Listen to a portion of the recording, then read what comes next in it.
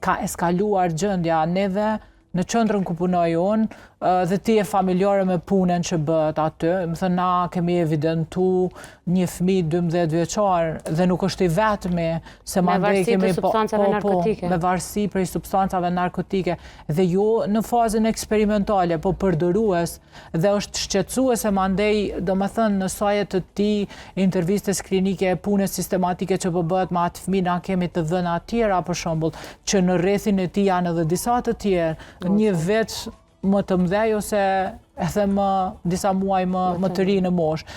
Imagjino tash që, më thënë, pjesa e dhunës verbale, dhunës publike, gjërat cilat unë nuk e di më deri kur duhet edhe çka tjetër duhet me ndodh në popullatën tonë për me ndërmarrë masa edhe me funksionalizu strategjinë nacionale për parandalimin e smundjeve mendore.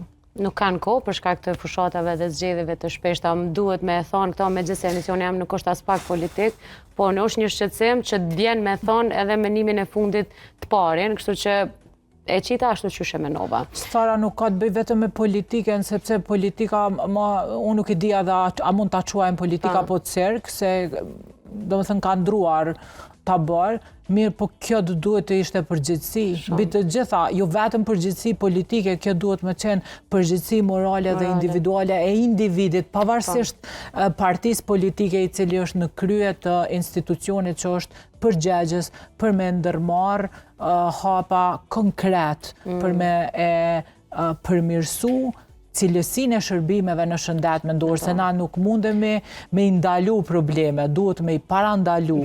Do më thënë se nuk është vështirë me trajtu një problem, po është shumë ma lehtë me parandalu. Me parandalu. Edhe kosto është shumë ma urtë. Edhe më morë fjallën, edhe kosto është me urtë.